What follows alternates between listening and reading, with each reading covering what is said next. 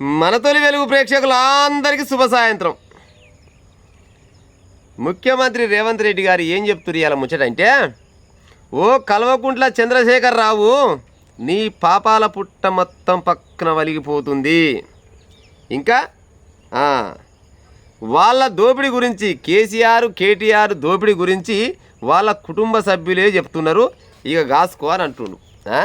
ఒక ఆయన సామెత ఏం చెప్పిండు ఎక్కడికైతే, లేస్తే బతకవు, లేస్తే నాయట బతకవు, వీడు లేవడు వాడు చావడు. రేవంత్ రెడ్డి ముచ్చట కూడా గట్టినే ఉంది.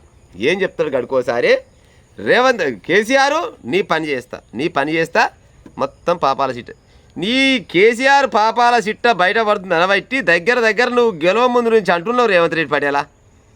నువ్వు తెలంగాణ రాష్ట్రంలో ముఖ్యమంత్రి కాకముందు నుంచి కేసీఆర్ బిడ్డ నీ పని చేస్తా అని ఇప్పటిదాకా కేసీఆర్ సానసార్లు నా ఇంటికి కూడా వీగలేవు అన్నాడు కదా.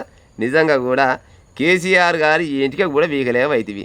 మరి ఏం పాపాల పుట్ట వలిగింది చెప్పురు మరిగా ప్రజలారా. పాపాల పుట్ట వలుగుతుంది అనేది ఈయన వంతే.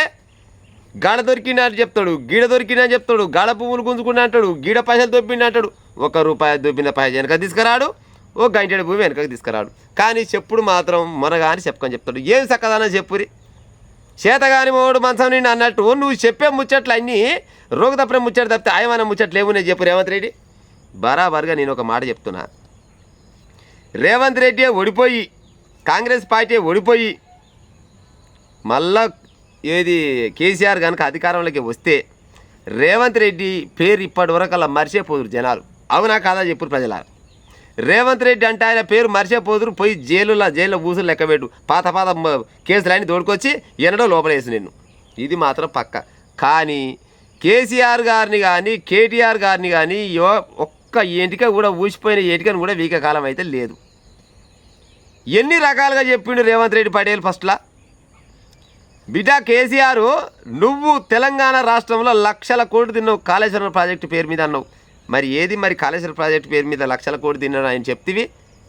ఆల్రెడీ ఎన్నో రకాల సాక్ష్యాలు బయటకు వచ్చే, అన్ని రకాలుగా ఏది పోలీసులు అయినా కానీ సిఐడీలు అయినా సిబిఐలు అయినా కానీ అందరూ ఎవరు చెప్పకాడు కాళ్ళకి చెప్పారు. కానీ మరి కేసీఆర్ ఒక్కనాడు జైలు అడుగుపెట్టపాయే.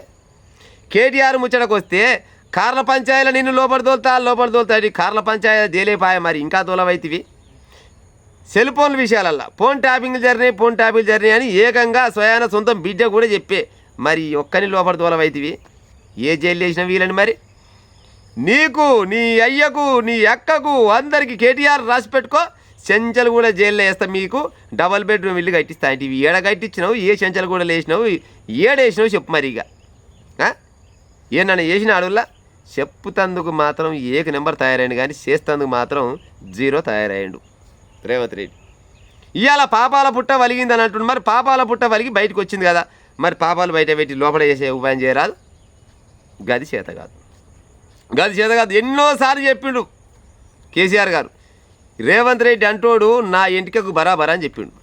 నిజంగా గట్టినే ఉంది మరి పాడై. ఏమాయ పైసలైన ఏమాయ కాళేశ్వరం ప్రాజెక్టులా నువ్వే అంటివి. ఓ దరిద్రుడా కేసీఆర్, నువ్వు చేసిపోయిన అప్పుకు వడ్డీ కట్టలేక చస్తున్నాం మేము. నేను ఎక్కడికన్నా అప్పుకు పోతే పాడైపోను, చెప్పులు ఎత్తుకపోయే కాలం వచ్చింది, ఎవడు చేతుల గిది పోసే కాలం లేదని అంటివి.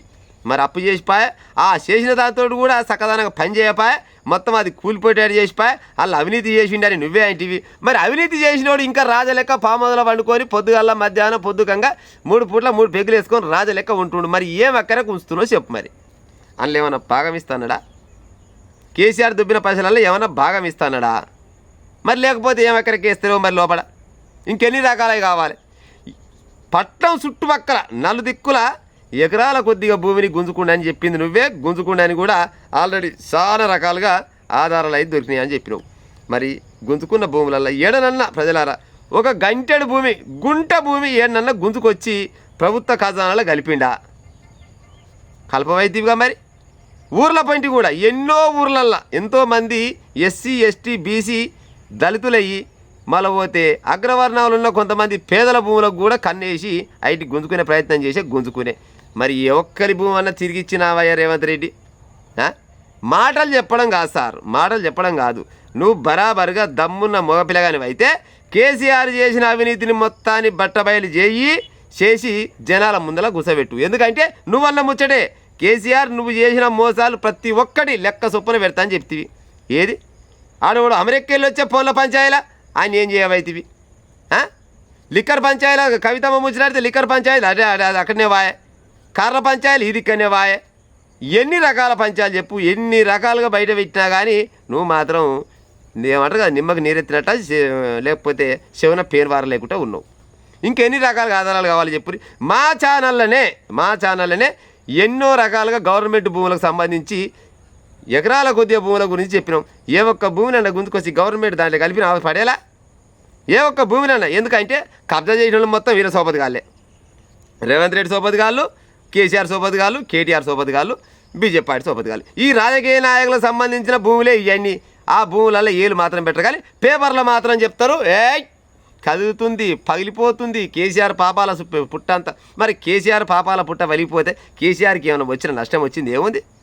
పాపాల పుట్ట వలిగి లోపలికి పోతే అరే నిజంగానే పాపాల పుట్ట వలిగింది అనుకుంటాం. కానీ పాపాల పుట్ట అది ఏం పుట్ట అనేది ఇక వీడియో ఇన్నోళ్ళు మీరే చెప్పాలి ప్రజలారా. ఇక